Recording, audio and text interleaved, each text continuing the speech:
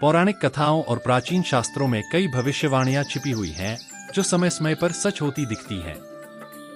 भगवान श्री कृष्ण, जिन्हें युगों युगों तक एक महान नायक, मार्गदर्शक और दैवीय अवतार माना जाता है, उन्होंने भी कुछ ऐसी भविष्यवाणियां की थी। इनमें से एक भविष्यवाणी थी कि 2026 में पृथ्वी का विनाश हो जाएगा। यह कहानी भगवान श्री कृष्ण की उसी भविष्यवाणी के पीछे छिपे रहस्य को उजागर करती है। महाभारत का युद्ध समाप्त हो चुका था। कौरवों का नाश और पांडवों की विजय हो चुकी थी। लेकिन इस महायुद्ध के बाद भी एक अनिश्चितता और अज्ञात भविष्य का डर सबके मन में बैठा था।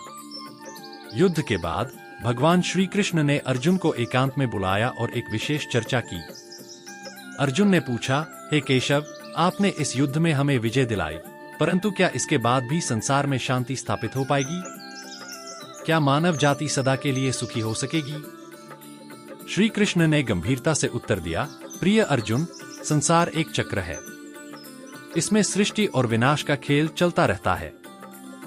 वर्तमान में जो हमने देखा वह केवल एक चरण था। भविष्य में भी अनेक चरण आएंगे। अर्जुन ने जिज्ञासा से पूछा, कृष्ण, क्या भविष्य में भी ऐसा कोई विनाशकारी समय आएगा? श्री कृष्ण ने उत्तर दिया, हाँ अर्जुन, भविष्य में 2026 नामक वर्ष में पृथ्वी पर ऐसा समय आएगा जब विनाशकारी घटनाएं घटित होंगी। अर्जुन ने चिंतित होकर पूछा, हे माधव, 2026 में ऐसा क्या होगा जो पृथ्वी का विनाश करेगा? श्री कृष्ण ने उत्तर दिया, उस समय मानव जाति का स्वभाव अत्यंत स्वार्थी, अहंकारी और अधर्मी हो जाएगा। मनुष्य प्राकृतिक संसाधनों का दुरुपयोग करेगा और अपने ही लाभ के लिए धरती मां का विनाश करेगा। प्रदूषण, ग्लोबल वार्मिंग और प्राकृतिक आपदाओं के चलते पृथ्वी का संतुलन बिगड़ जाएगा। इस असंतुलन के कारण अनेक प्रलयकारी घटनाएं घटित होंगी। अर्जुन ने विनम्रता से पूछा, हे वासुदेव, क्या इस विनाश को रोका जा सकता है? श्री कृष्ण ने उत्तर दिया, प्रिय अर्जुन, हर भविष्यवाणी के पीछे एक संदेश छिपा होता है। यदि मानव जाति समय रहते अपने कर्मों को सुधार ले, अपनी जीवन शैली को संतुलित कर ले और प्रकृति के साथ सामंजस्य स्थापित कर ले, तो इस विनाश को रोका जा सकता है। यह भविष्यवाणी एक चेतावनी है, एक मार्गदर्शन है, ताकि मनुष्य अपने कर्तव्यों का पालन सही तरीके से कर सके। समय बीतता गया और श्री कृष्ण की भविष्यवाणी लोगों के बीच एक कहानी बनकर रह गई। लेकिन जैसे जैसे 2026 का वर्ष निकट आने लगा, दुनिया में अनेक परिवर्तन और घटनाएं होने लगी। 2026 तक आते आते मानव जाति ने प्रगति की नई ऊंचाइयों को छू लिया था। लेकिन इस प्रगति के पीछे कई समस्याएं भी उभरने लगी थीं। प्रदूषण का स्तर बढ़ चुका था, ग्लोबल वार्मिंग के कारण मौसम में अप्रत्याशित बदलाव आने लगे थे और प्राकृतिक आपदाओं की संख्या बढ़ने लगी थी।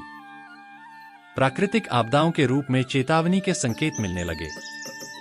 भूकंप, बाढ़, सुनामी और तूफान जैसे घटनाएं बार बार होने लगी।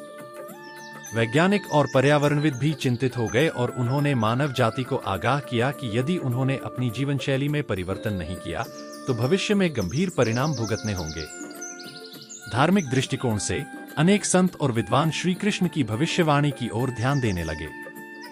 उन्होंने समाज को आगाह किया कि यह समय चेतावनी का है और हमें अपने आचरण और विचारों में परिवर्तन लाना होगा। कई धार्मिक और सामाजिक संगठनों ने जागरूकता फैलाने का काम शुरू किया। उन्होंने लोगों को बताया कि किस प्रकार से हम अपने जीवन को संतुलित और प्राकृतिक संतुलन के साथ जी सकते हैं। पेड़ लगाना, प्रदूषण कम करना, जल और ऊर्जा का संरक्षण करना आदि जैसे छोटे छोटे कदम भी बड़े परिवर्तन ला सकते हैं। लोगों ने व्यक्तिगत और सामूहिक रूप से प्रयास शुरू किए। अनेक शहरों में पर्यावरणीय कार्यक्रम आयोजित किए जाने लगे और लोगों ने अपनी जीवन शैली में परिवर्तन करना शुरू किया। लेकिन चेतावनियों और प्रयासों के बावजूद 2024 में विनाशकारी घटनाओं का सिलसिला शुरू हो गया। कई जगहों पर बड़े बड़े भूकंप आए, समुद्रों में सुनामी का प्रकोप बढ़ गया और जंगलों में भीषण आग लगने लगी। इन आपदाओं के बीच मानवता ने संघर्ष का रास्ता अपनाया। लोग एक दूसरे की मदद के लिए आगे आए और अपनी एकजुटता का प्रदर्शन किया। अनेक धार्मिक और सामाजिक संगठन राहत कार्यों में जुट गए और उन्होंने पीड़ितों की मदद की। इस संकट के समय में लोगों ने भगवान श्री कृष्ण की प्रार्थना शुरू की। उन्होंने भगवान से विनाश को रोकने और मानवता की रक्षा करने की प्रार्थना की। अनेक धार्मिक स्थल लोगों से भरे रहने लगे और प्रार्थनाओं का दौर जारी रहा। ऐसे समय में भगवान श्री कृष्ण ने एक दिव्य संदेश दिया। उन्होंने कहा, प्रिय मानवों, यह समय आत्ममंथन का है। यह समय अपने कर्मों का पुनर्मूल्यांकन करने का है। यदि आप सच्चे मन से प्रयास करेंगे और अपने कर्तव्यों का पालन करेंगे तो विनाश को रोका जा सकता है। श्री कृष्ण के इस संदेश ने लोगों में एक नई ऊर्जा और प्रेरणा का संचार किया। लोगों ने न केवल अपने व्यक्तिगत जीवन में बल्कि समाज में भी बड़े परिवर्तन लाने शुरू किए। उन्होंने प्राकृतिक संसाधनों का संरक्षण करना शुरू किया और अपनी जीवन शैली को संतुलित और पर्यावरणीय दृष्टिकोण से अनुकूल बनाया। धीरे धीरे इन प्रयासों के फलस्वरूप पृथ्वी पर शांति और संतुलन की स्थापना होने लगी। विनाशकारी घटनाओं की संख्या कम होने लगी और प्रकृति ने भी अपनी विनाशलीला को थाम लिया। इस कहानी से हमें यह सीख मिलती है कि भगवान श्री कृष्ण की भविष्यवाणी एक चेतावनी थी, एक मार्गदर्शन था। यदि हम समय रहते अपनी गलतियों को सुधार लें और अपने कर्मों का सही मार्ग चुनें तो किसी भी विनाशकारी घटना को रोका जा सकता है। श्री कृष्ण की भविष्यवाणी के माध्यम से हमने यह जाना कि मानवता के पास हमेशा एक मौका होता है अपने कर्मों को सुधारने का, और यदि हम सही मार्ग पर चलें तो भविष्य में आने वाली किसी भी चुनौती का सामना कर सकते हैं।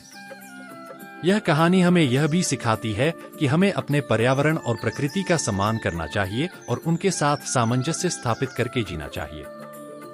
तभी हम एक सुखी, संतुलित और सुरक्षित भविष्य की ओर बढ़ सकते हैं। इस प्रकार भगवान श्री कृष्ण की भविष्यवाणी हमें जागरूक और सतर्क रहने का संदेश देती है ताकि हम अपनी गलतियों से सीखकर एक बेहतर और सुरक्षित भविष्य का निर्माण कर सकें।